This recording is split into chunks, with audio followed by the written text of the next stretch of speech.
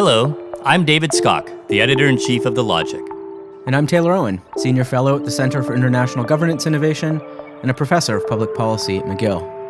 And this is Big Tech, a podcast that explores a world reliant on tech, those creating it, and those trying to govern it.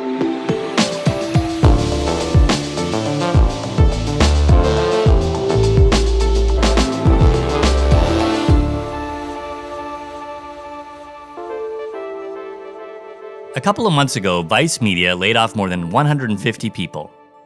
In the middle of the pandemic, this was hardly unusual. But what was unusual is that their CEO, Nancy Dubach, didn't just blame the coronavirus for their money troubles.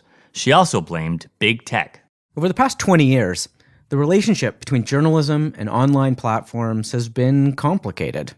What started out as a promising partnership has been riddled with false promises, controversies, and heartbreaks, as platforms absorbed the distribution, revenue models, and even some of the editorial functions of journalism organizations. Few people know this as well as Emily Bell. Emily helped launch the website for The Guardian in the early 2000s, and at the time she was optimistic about how her industry might navigate the shift to digital journalism. But over the last decade, the advertising model that supported journalism for more than a century was blown up, partly by big tech. And Emily isn't quite so optimistic anymore. She's now the director of the Tao Center for Digital Journalism at Columbia University, and she's spent a lot of time thinking about where things went wrong and how we might be able to rebuild the journalism industry. She was also my boss and collaborator when I worked at the Tao Center, and we're currently writing a book together. I think listening to this, you'll get the sense that there's a lot to be worried about when it comes to the state of journalism right now. But there's also a thread of optimism in there too. We're sort of at a critical moment right now, and we have a chance to figure out and define what the role of journalism in society should be, and ultimately who might pay for it. Here's Emily Bell.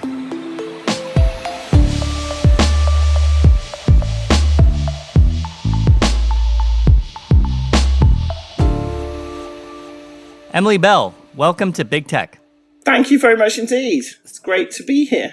Oh, it's great to have you. I think most people probably have a sense that journalism is not doing particularly well now, or at least traditional legacy journalism. But they may not know how or why we got here. So I'm hoping you can start by just giving us a lay of the land and maybe painting a picture of the state of journalism, both as a business and as a trustworthy institution. Okay, so easy questions first. So there was this man called Gutenberg in Germany. So the story of technology and journalism, as you say, David, is let's try and take what went wrong for journalism over the last 20 years. So the internet arrives in the late 90s, and everybody thought it was going to be great for journalism because they thought that you could just publish more things cheaply without printing a newspaper and just have a lot more readers looking at them. And therefore, the money you made out of it from advertising would go up as well.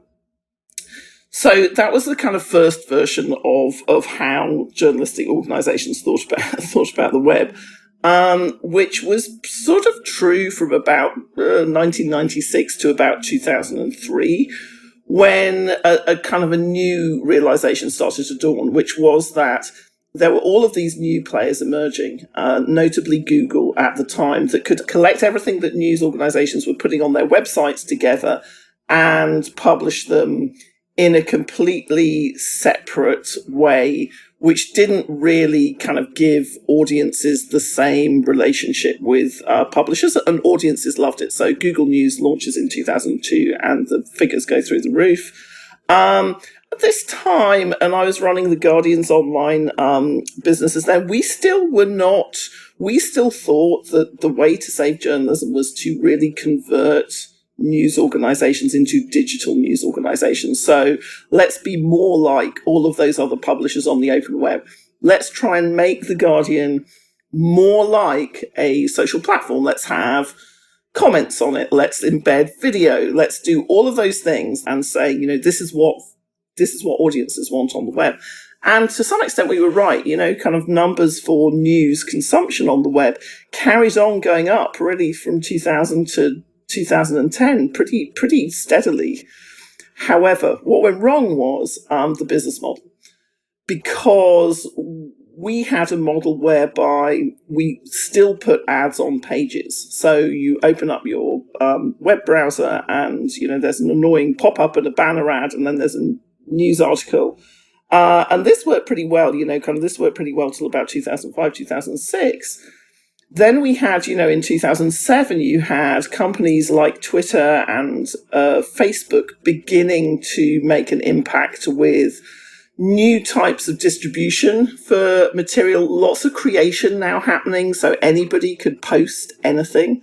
And what we know really is that the advertising that had supported journalism really for sort of getting on for 150 years started to not work so well as just an ad on a page, and the targeting data, in other words, the things that websites like Google and Facebook knew about you, became a much more efficient way to reach audiences. And that's, if you like, when the wheels really came off.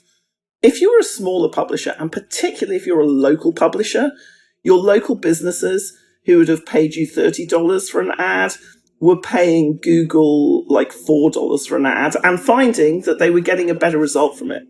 So really kind of from 2010, even though we had actually as lots of journalistic organizations have done a pretty good job of figuring out what digital audiences want. We had new things like BuzzFeed and Vox and all of those kinds of new news sites for, young digitally savvy people arriving.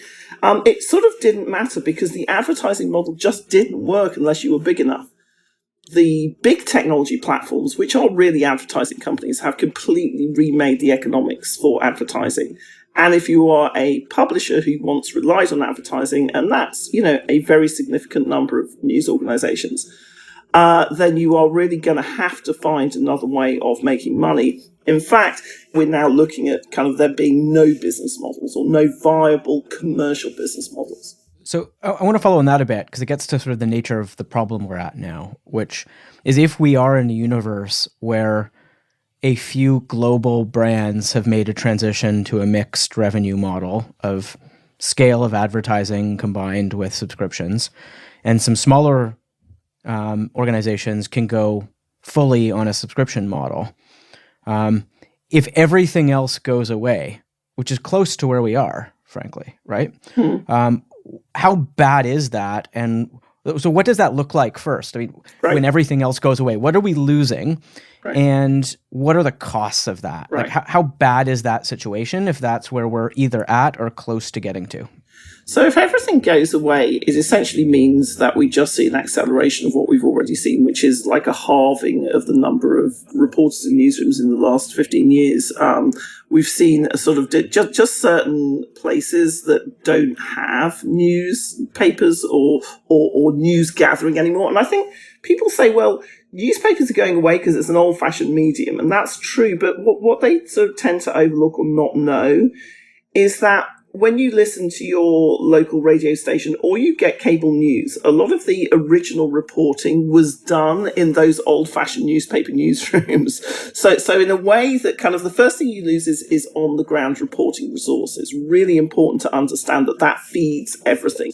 I think the second thing that happens is that we go back to the 19th century, which is before advertising. So there is a theory, my friend Clay Shirky has kind of advanced this a couple of times, which I think is right, which is that, that there was an anomaly in the 20th century where advertising supported an independent press. Before that, the press was party political. So one of the things that might happen, and this is a bit kind of, looking into the crystal ball of the future, if you don't care about original reporting and you don't care about kind of fact-checking and things like that, it's actually very cheap to automate local coverage. You can do it very, very easily. And we're seeing a rise in companies, political lobbyists, PACs, which are the advertising, kind of the political advertising committees in the States, using news media, things that look like local news, to get their message across. And that's across the political spectrum. So it could be that when we lose, we're not just losing local reporting resource, but the vacuum that's created by it is filled by all kinds of interests where it's very hard for the reader to actually understand why they're seeing these messages, or how there's not the same kind of accountability or even legibility that you would have. You know, if your local newspaper had a big building in the middle of town and everybody knew who owned it, it's one thing. If it's part of a sprawling network of 1,000 sites put together by a conservative network that pumps out hundreds of thousands of different stories about things like crime figures and voter fraud, those that you gain, if you like. So you lose resource, but you don't just lose resource. You also open, I think, the field for much more sort of challenging elements when it comes to keeping a kind of holding a sort of an honest conversation. The other thing that happens, and there's plenty of research to back this up, is that your local government becomes more corrupt. So where there is no local press, local officials tend to stay in office for longer. They tend to pay themselves more. We've seen this kind of over and again where there's a recession in that kind of reporting. There's a rise in corruption. If I were to push back in two areas, the one would be that some of the challenges that local newspapers have faced, I'm not convinced yet that these are revenue challenges, but more so that these are cost structure challenges. That if you said to me today, David, if you wanted to, in the city of Toronto, start a newsroom and from scratch, a digital newsroom, and I would give you 125 reporters, which is effectively what the Toronto Star, for example, has, my answer to you would be, Emily, thank you very much. That's too many. I don't need that many. We could probably do some remarkable reporting with 25 or 50 reporters at most. And so in some ways, I think there's a disconnect between the operational structures that were there, and that doesn't even include the printing and distribution costs and everything else that went into that. So that's the one. But then the other thing, and it's more of an existential thing that's been a question in my mind for a few months now, is there seems to be a baseline definition of what we mean by local news. And what I found in starting The Logic, this publication in Canada, we cover local issues on particular niches, right? So we cover technology, and our reporting early on led the way on how Alphabet's Sidewalk Labs project in downtown Toronto was being covered. We went to City Hall. We looked at the lobbying records, and it was our reporting that ultimately led our competitors, the dailies, to pick up our reporting. And so with that anecdote behind me, I sometimes think that the definition of what we mean by local news needs to be broadened, and that it's not necessarily a geographic thing. No, I would actually agree with. So I disagree with you on the first pushback, and I'd agree with you on the second pushback, which is I think that we just have to have things that look structurally different. We can all romanticize local papers and what they did, but we all know what the problems were. Huge amounts of cost attached to things that didn't really need doing by human beings. Lots of wasted kind of resources, and often a kind of disconnect between the sort of newsrooms and the communities they covered. So this is why I'm very careful to say reporting rather than newsrooms or newspapers, because I think those are two different things. And we did at the Tower Centre, we recently did an audit of what are local news outlets in New York City. And the first thing was exactly this point, that they don't look like local newspapers. And the second thing was that there can be tons and tons of coverage, but then there can be, so it's not a geographic desert, but it can be a sort of a reporting desert. So for instance, the courts in New York City now are largely unreported. In fact, there is a non-profit. This is an interesting kind of question about whether you actually need news organizations. There is an organization called Court Watch NYC, which literally sends people to sit in courts to witness what is happening because there are no longer reporters there.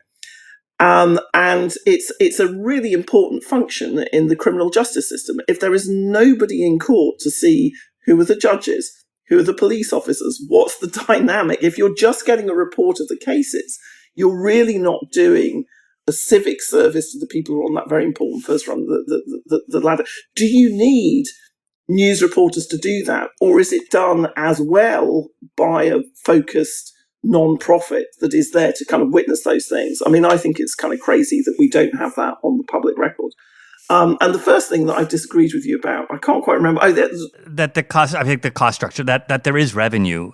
The more I look at this, the more I realize it's not just about what are you getting out there on a daily basis that's being read by your audience and what money is coming through the door. It's about a civic function of being able to convene people. It's about building a kind of memory and public record and having a stable environment for that. And journalism is a team sport. 5 people is a small team. So that sort of resilience that you need to meet big corporate and big government challenges, I believe does not exist in small teams in the same way it does in bigger teams. Now, we might be able to supplement those small teams with networks that help with investigative reporting challenges or legal challenges or whatever. When we're refiguring this model, I think that's perfectly possible. But I wouldn't agree that you can do tons and tons with really tiny teams. I think you can do a lot over a short period of time, but I don't think you can build a resilient kind of an adequate facility. So if only there was a sector of society that had massive amounts of money made largely off the transition of digital advertising away from journalism and towards their business model, which was probably more effective at delivering that advertising. So even if we acknowledge that that wasn't their intention to undermine the journalism model, they have benefited tremendously from it. And they are now getting into the game of subsidizing journalism in a big way. And you have outlined and documented projects around the world where this is happening. And it's happening in Canada at scale and in a growing way, where big tech is subsidizing journalism in many ways. What's wrong with that? Yes. Yeah, you asked for it, now you've got it, now you don't like it. That's a very journalistic cycle. Oh, absolutely. So let's talk about Facebook and Google here, because Google and Facebook are the ones that have taken the advertising revenue, particularly on mobile. And they have both got journalism, as you say, Taylor, journalism projects to help support journalism. What I think is wrong with it is this, which is all of this is actually kind of initiatives from within the companies themselves. The companies themselves are not what I would call intrinsically journalistic. And people have sort of challenged me on that. So what do you mean by it? And I was saying, well, journalism isn't what they do. Reporting is not what they do. And defending freedom of the press is not what they do as a core function. It's an ancillary function to advertising businesses and tech and software businesses. And often they have very important business relationships that are in direct conflict with supporting journalism. So the idea that you can, sign NDAs with, government contractors and also be the backbone of the free press. I mean, there's a fundamental kind of conflict in that anyway. With the sort of lack of an alternative, these companies are now deciding how we reshape journalism, pretty much unilaterally and pretty much without any oversight.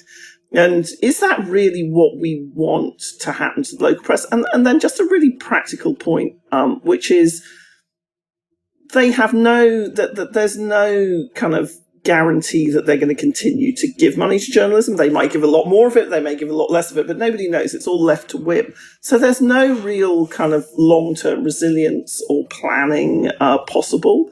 So one of the things that I'm worried about is that all of this has happened in very small initiatives, but I feel as though these very small initiatives are actually adding up to a really big change, where you actually have sort of complete dependency of particularly kind of, smaller publishers on these relationships, both technical and financial, with a group of companies that are often actually in their backyard. I mean, David was mentioning Sidewalk Labs. Google is involved in Sidewalk Labs. If Google is bankrolling the local press, what does that say about accountability? It's a very difficult area, I think. And I think to some extent the tech companies should have that taken out of their hands, have those decisions taken out of their hands.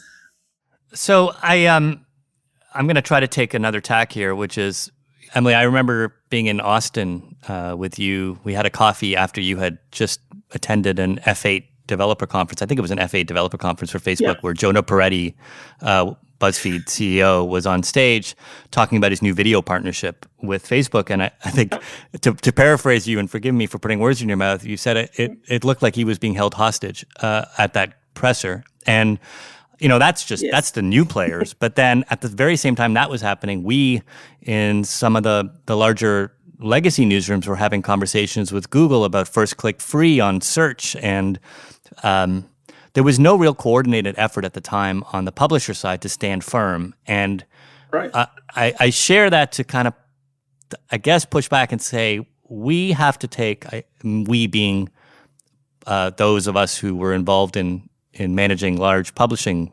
organizations, we kind of let it happen on our watch. And so why is that Google and Facebook's fault?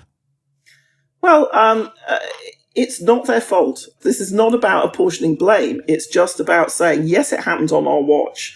The question is not whose fault was it, and are there two sides to this? The question is, what kind of society do we want? That's a huge question. But think about India, and this is not a great example because obviously what's happened in India now is that they have an autocratic government and press freedoms are under attack. But there was a moment when Facebook was trying to get a scheme called Free Basics launched in India. And the campaign against Free Basics said this, which was really compelling and actually the right thing, and they won, though it didn't ultimately sort of perhaps land the Indian press in the right place. They said, if we are going to have 1 billion people or 100 million people, they said, if we're going to have 100 million people coming online for the first time in the next year, are we really going to give that decision making about how that should happen to an American company like Facebook?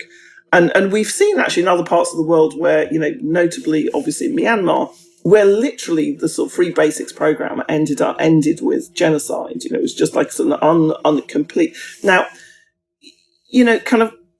I think that sort of allowing Facebook and Google the amount of invidious control and influence that they have across all sectors of the press at the moment is nobody's fault. We let them in as publishers. They came with the money. They have some good people who are interested in fixing this problem. But it's not how we should be thinking about what makes for a healthy society and a free press, if that's what we want. If we want everything to be run by big technology companies, then actually this is a pretty good way of creating an exoskeleton for a completely different type of press, which actually doesn't have independence that has no more independence from large-scale gatekeepers than we had in the last wave. So it could be that actually, our hand-wringing is the wrong thing, and we're going to end up with something which is very like corporate media from the 1950s to the to the 2000s, but just on a larger scale with bigger companies with more control. I feel like these conversations always end up with a discussion of structure and design of technological systems and financial incentives, and that's where we always end up. But it's very much the case here. And what we're talking about is imposing a model of speech that wants a norm and a set of policies for everybody on the planet. Mm-hmm. And we know that doesn't work. Right? We saw what happened in Myanmar. Happened in the Philippines. We saw what happened in Brazil just recently. We know what happens when American free speech norms combined with the financial incentives of platforms overlay on top of a media ecosystem of a country. It works in some places, but in many, many places it has serious downside risks. And including arguably America. I think that's the interesting thing that's happening now. That's where I was going to go with this. I wonder if that model just doesn't work anywhere. If this sort of free speech absolutism combined with the financial incentives of an engagement-based platform system just don't mix. And if so, how do we break out of that? Well, I think it's like we have to think about speech as money. Likes and shares on Facebook are currency. They are what give the company value because they can track people's behavior. It spreads content. It gives them kind of targeting opportunities. And these are design features. These are not accidents. And as you say, Taylor, kind of actually sort of the thing has been to say from the American perspective, it's been a really, I think, it's been very interesting being a European who's been working here for the last 10 years, because the version of the First Amendment, which is constantly boosted, which is, the First Amendment is a very valuable kind of tenet of American society. But it's not one that suits everybody, because that's actually not protecting their freedoms at all. It's, these are people who've been marginalized and silenced for a long time. And now there is a very significant volume of them who are pushing back and saying, we don't actually like the way that this has been implemented at all. It's causing discrimination, it's causing hatred, it's causing division, and you have got to fix it. So the focus has been on real kind of egregious human rights transgressions in Myanmar and Sri Lanka and the Philippines and other places. But the same problems exist in the States, and now they're becoming manifest because, the accountability of big tech, it's been allowed to plow this furrow pretty much unchecked, because it's been highly financially successful. Journalism isn't all of this conversation, it's a part of it. But one of the things you've been arguing for, and I think Ethan Zuckerman too, very effectively, is a reframing of how we view media and journalism in our public sphere, and thinking of it as a civic good that isn't dictated solely by the market, but is something we decide as a society we value.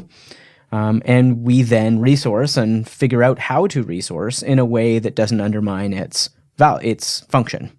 Can you talk a little bit, just as we sort of close here, on what that might look like? What does it mean if we turn this on its head and think about media as a civic good, and then fund it and support it accordingly? So that leads us to an immediately controversial and difficult place, because it's like saying, is journalism like parks, which are nice to have kind of places, or is it like the police, which is sort of controversial, difficult, often at odds with the community that it serves?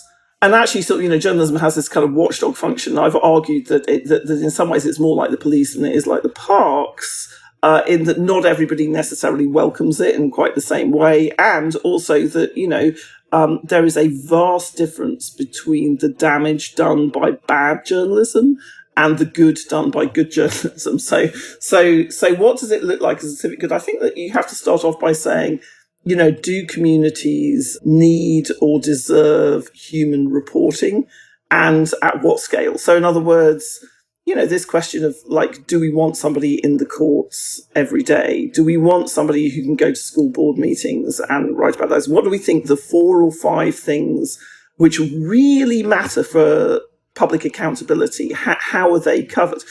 And that might mean that these things are not necessarily the most read stories or the most, the most popular.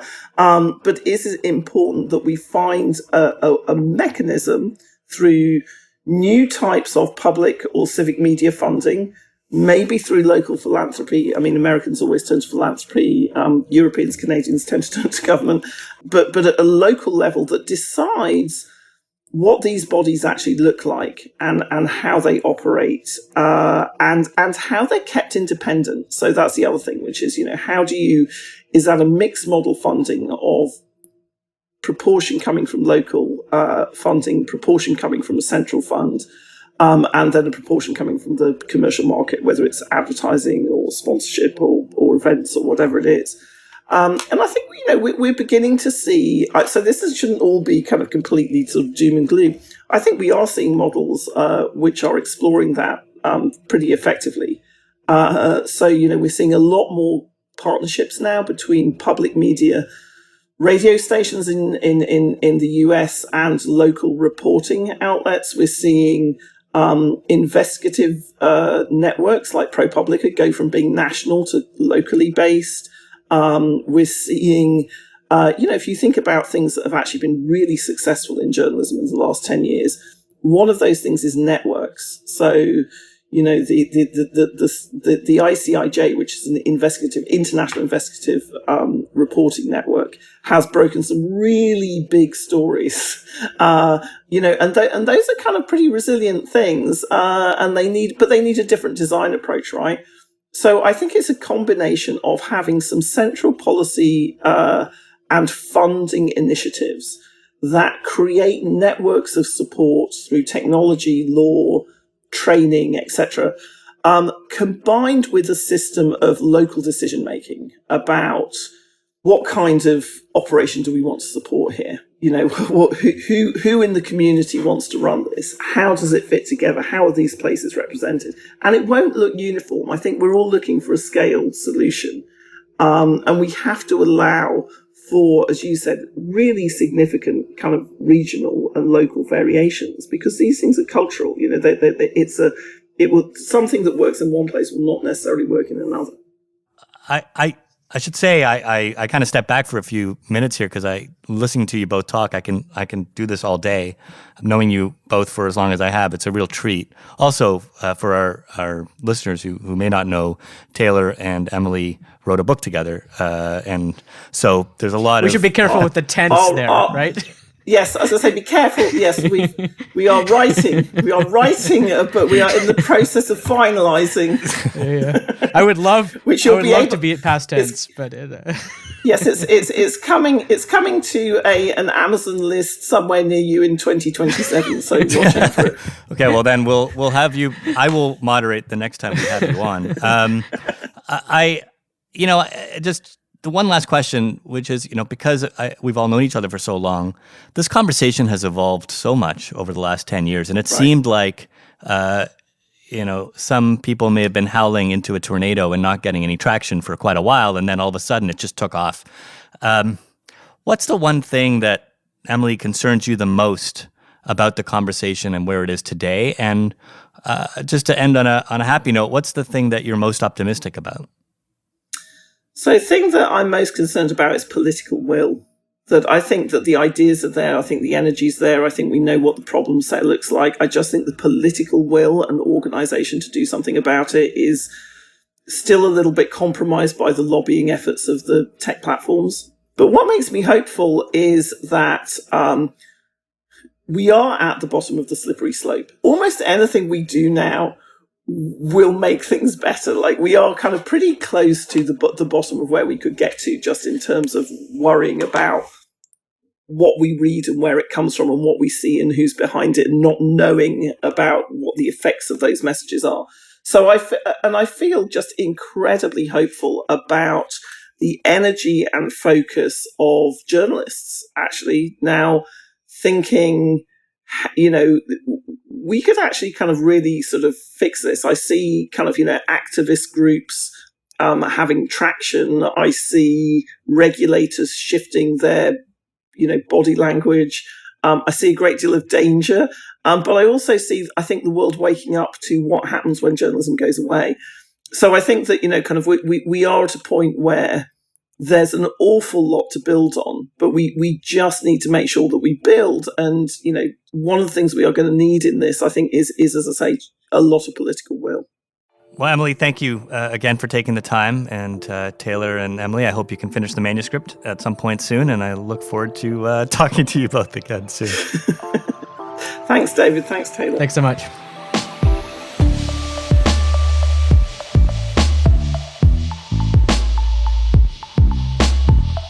Big Tech is presented by the Center for International Governance Innovation and The Logic, and produced by Antica Productions.